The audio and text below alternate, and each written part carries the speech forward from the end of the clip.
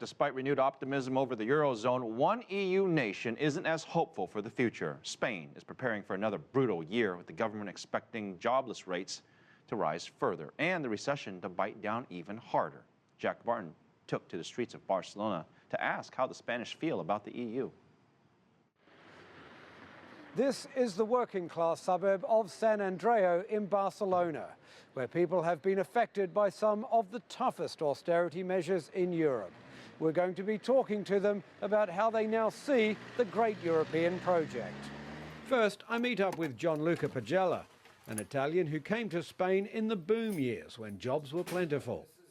He worked as a restaurant manager but has been unemployed for a year. Gianluca still supports the principles of the EU, but not its current direction. I think EU is a great idea, you know, it's a good idea. But we have to be realistic. There's a huge disconnection between the politician class, bank, and the rest of the people. That alleged disconnect is what has angered most people around here. And not all of them remain so supportive of the EU. If you really want to gauge public sentiment, you have to go to a local cafe. Here, unemployment weighs heavily on people's minds. There are no jobs for anyone. People my age, we're really in trouble. And right or wrong, Germany and its austerity-minded Chancellor Angela Merkel are not too popular. Europe is not working because everything is in Merkel's hands, and she's governing Europe. I don't think that's fair. There's little doubt that when Europe's economies recover, anti-EU sentiment will diminish. But in countries like Spain and Portugal, that will take years. And in Greece, it's expected to take more than a decade. In the meantime, many people believe the situation is reaching a boiling point.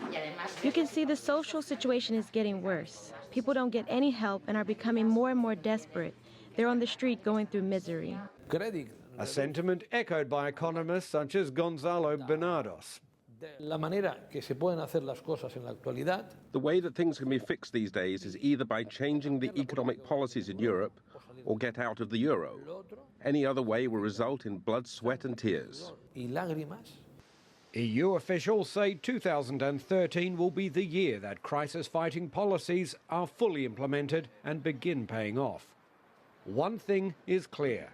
Europe remains at a crossroad, and while the worst of the economic crisis may be over, the battle to win back the trust of many Europeans, particularly here in the south, has only just begun.